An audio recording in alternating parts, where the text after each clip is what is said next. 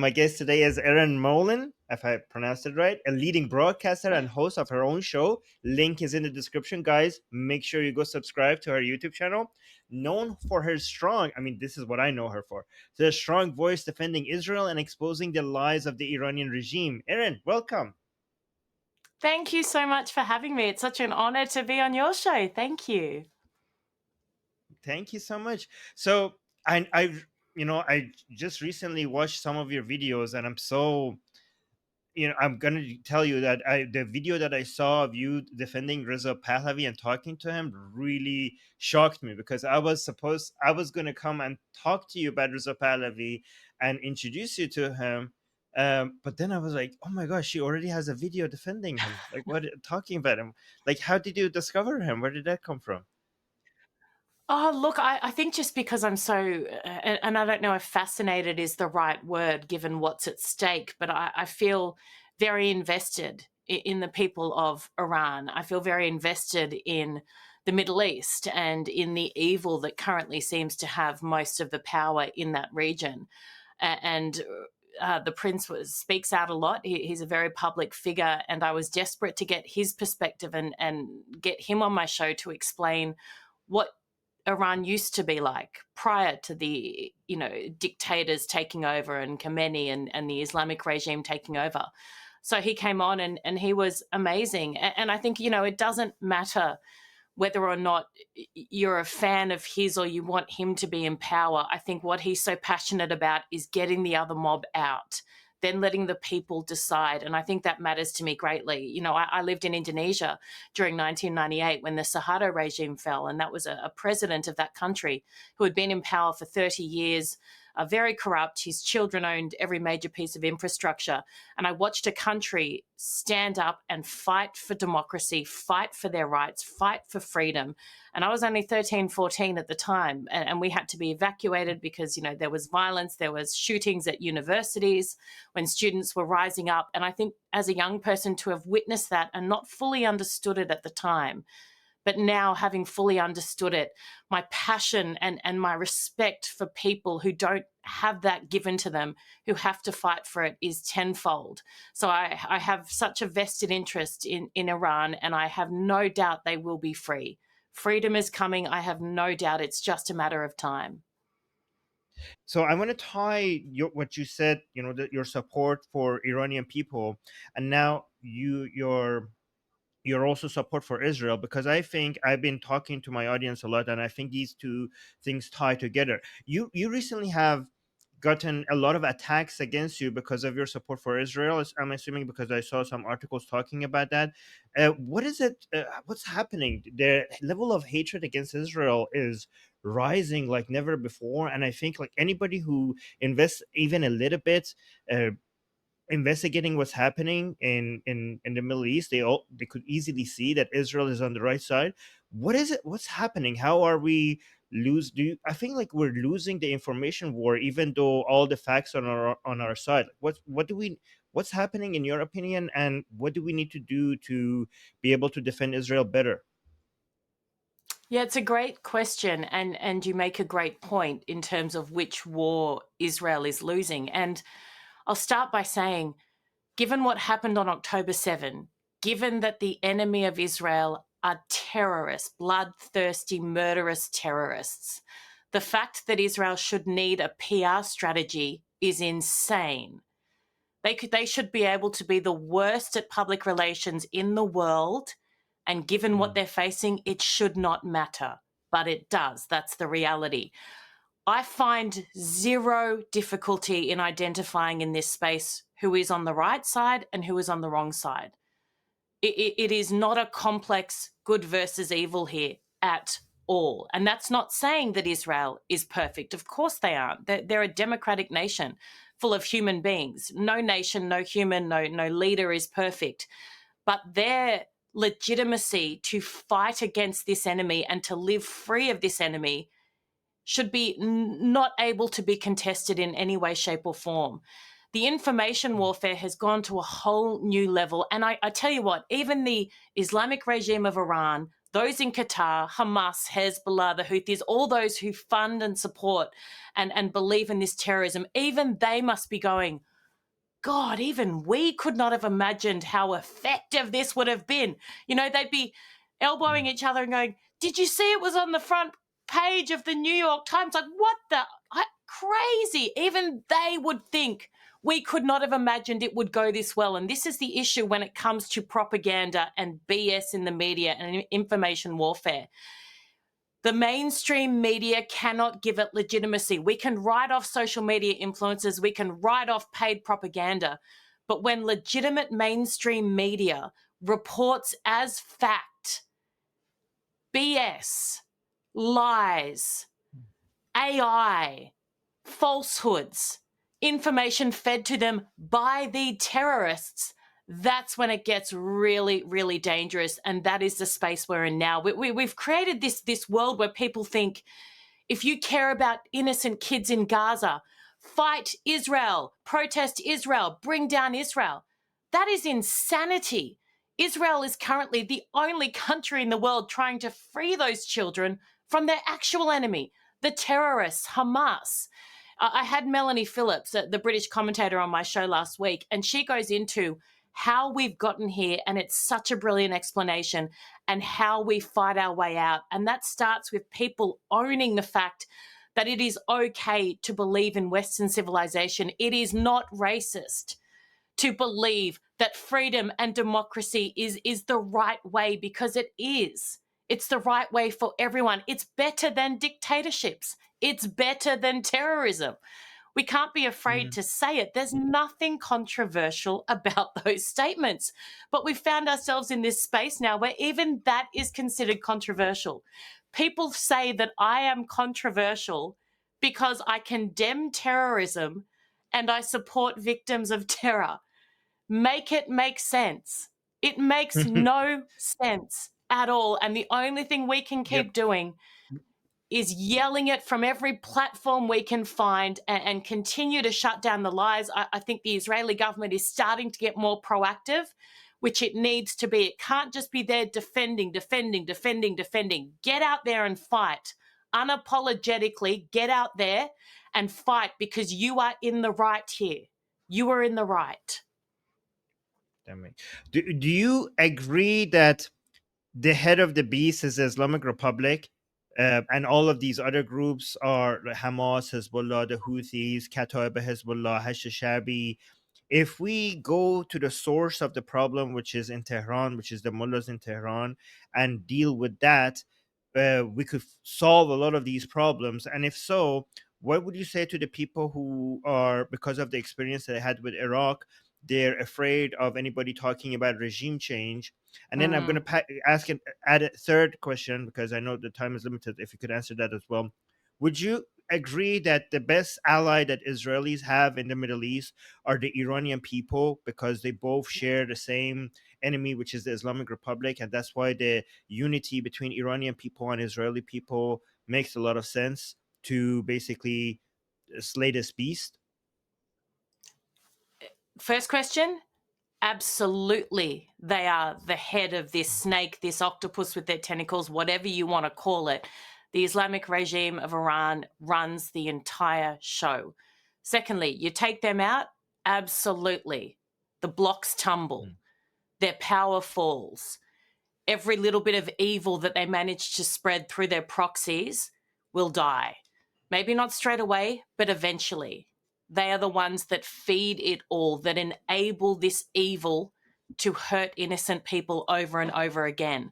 You're right about the fear that particularly people in the US, that Western nations have, and the lessons that they learned out of Iraq, which is why I think so many people are saying the Iranian people must rise up. Now, it is so easy and potentially offensive for me to sit here in Australia, in a safe country for the most part, and try and urge people in Iran to risk their lives and fight this evil. And I wish there was another way.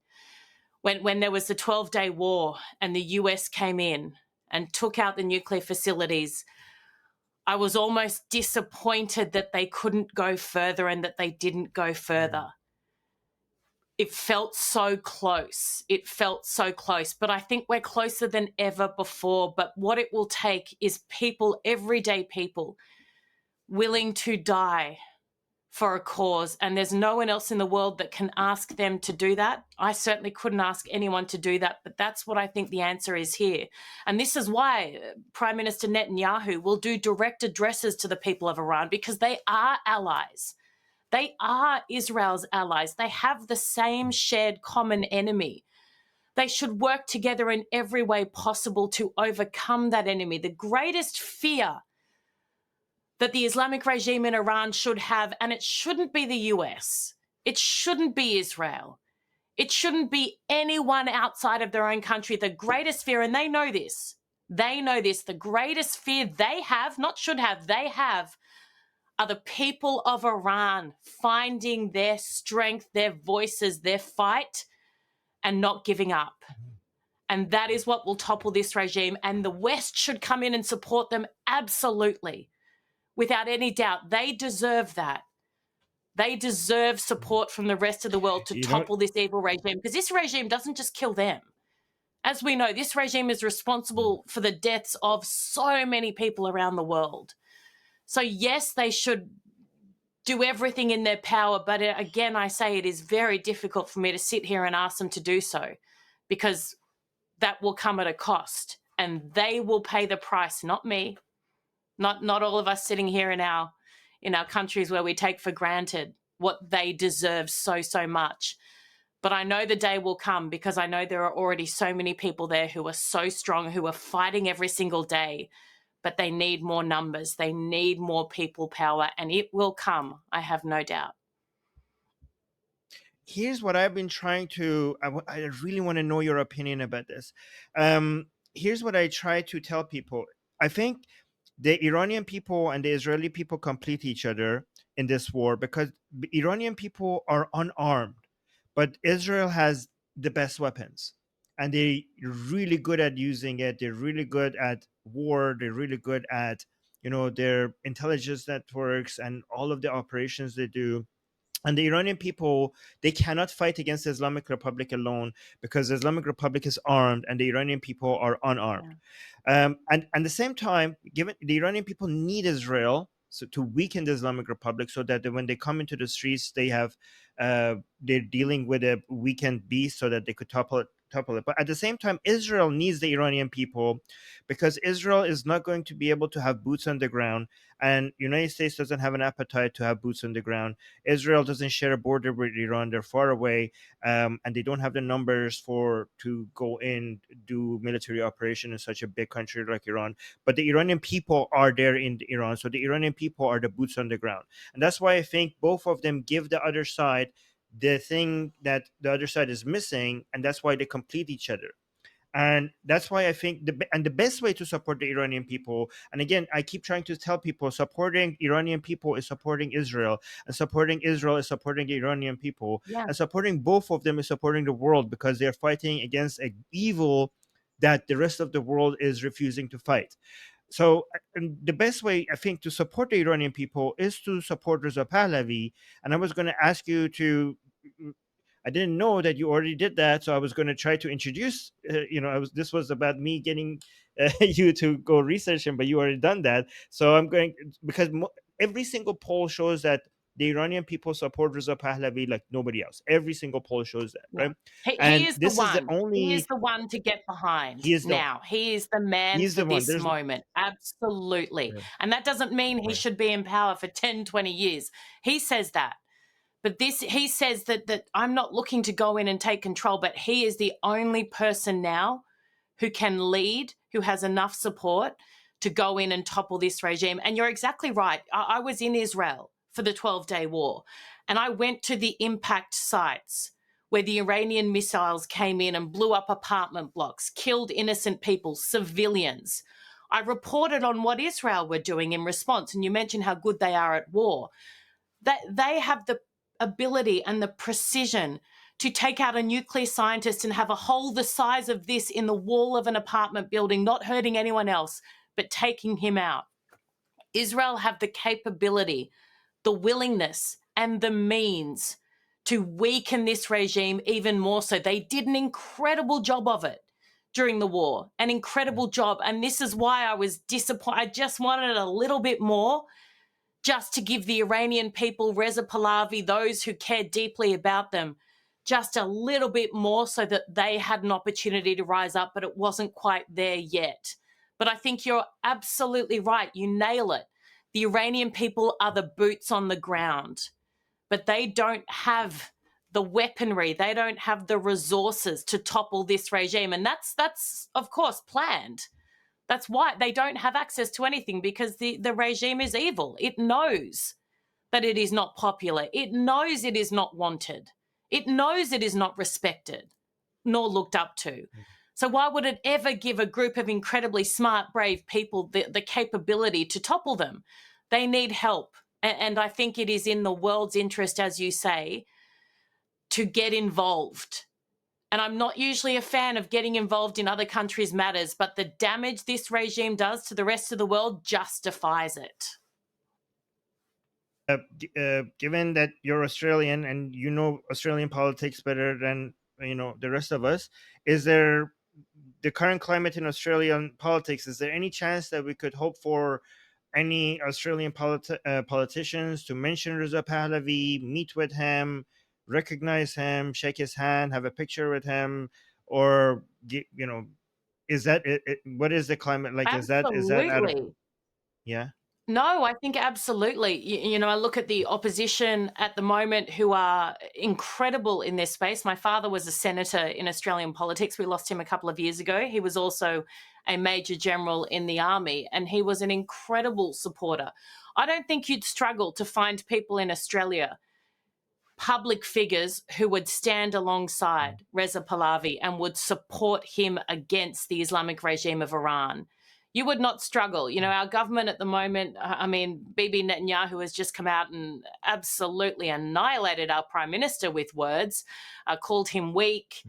We have people who I don't believe stand up for the values of Australia, but I staunchly believe the vast majority of our country believe absolutely in joint values with the Iranian people and will support any kind of action that can help them take back control of their own country.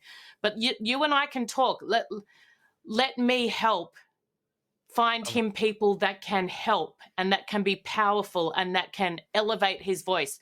Tell him to come back on my new show. I've had him on Okay. once on my old show on Sky. Yeah. Tell him to come back on my new show. I would love to have him back on again. I will do everything in my power to give a voice to people who are willing to fight for everyday Iranians to take back control of what is theirs. Yeah, you don't need to worry about middling. We're all like, I think the whole world gets better when people from different countries help each other and support each other. This is not middling. This is us supporting each other against evil, Evil. against people who wish to do us harm. Again, if the people who are harming Iranians and Israelis, the Islamists who are harming Iranians and Israelis right now, they're not going to stop. They're coming for the rest of the world. So this is not Absolutely. middling. This is basically supporting the people who are fighting your enemies, and it's just a win-win-win for all of us if we do that. Agree. And I just want to make sure that I get to invite you another time. So I'm not going to go over time, so that maybe I get another yes from you another day to come to my show. It would be So, my honor. It would oh be my a God, privilege to come back on with you. Thank you. And thank you for thank, your incredible voice. Thank you for thank you all so you much. do. It's incredible. Thank you. That's And I'll also put this up on my YouTube as well and give all of your details so I can share your amazing voice too.